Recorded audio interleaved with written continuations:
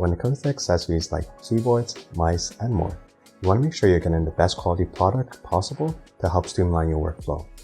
In my case, I decided to look at the Apple Magic Trackpad and I wanted to see how it compared to the Logitech MX Master 3S.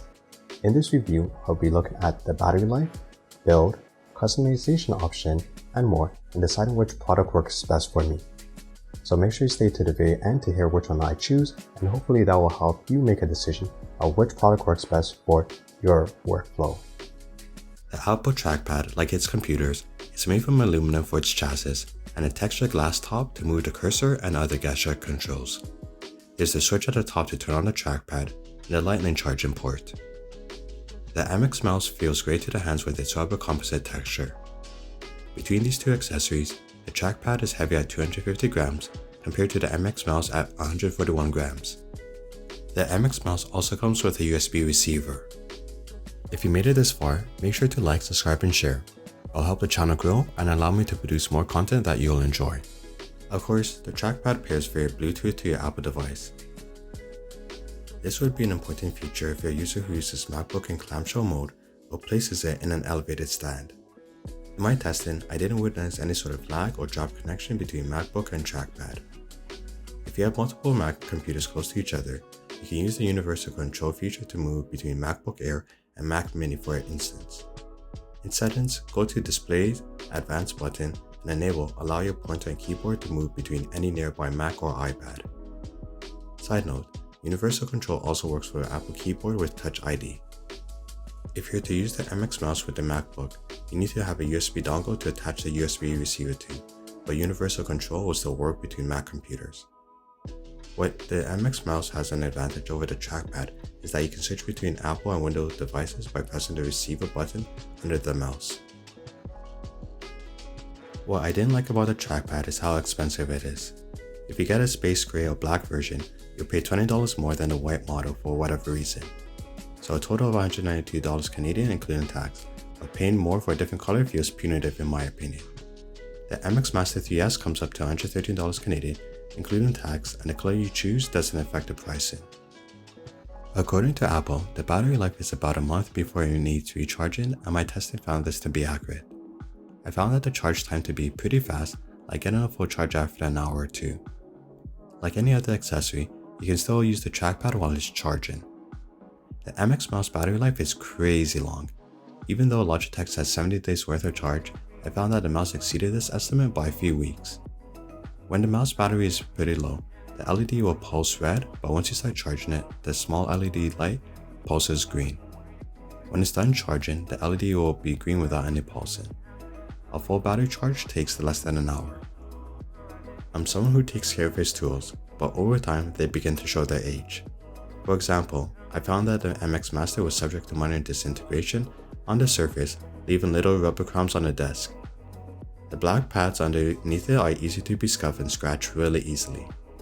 The trackpad is definitely a fingerprint magnet, however that's not really a big issue for me.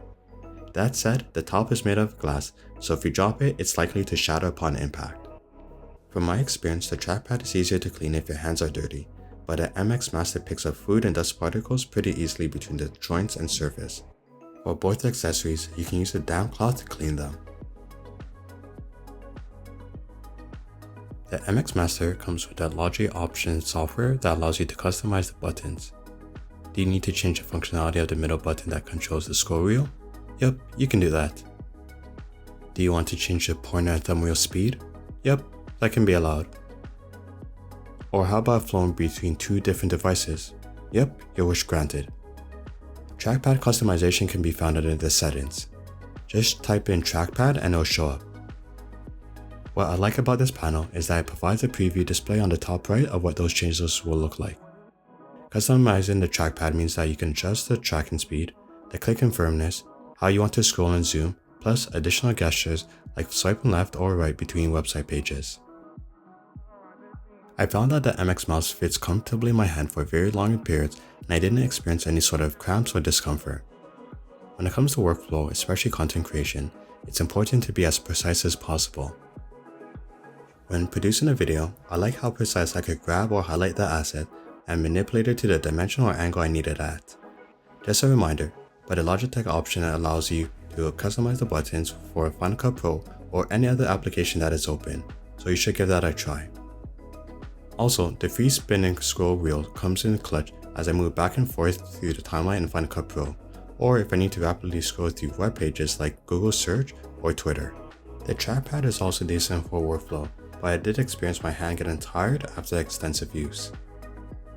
When it comes to content creation, I can do the basic grab and drop plus adjustment, but when it comes to more granular movements and precision, the trackpad isn't that good compared to the MX Master. I can pinch to zoom in or out on the timeline, but that speed can occur too fast or slow at times.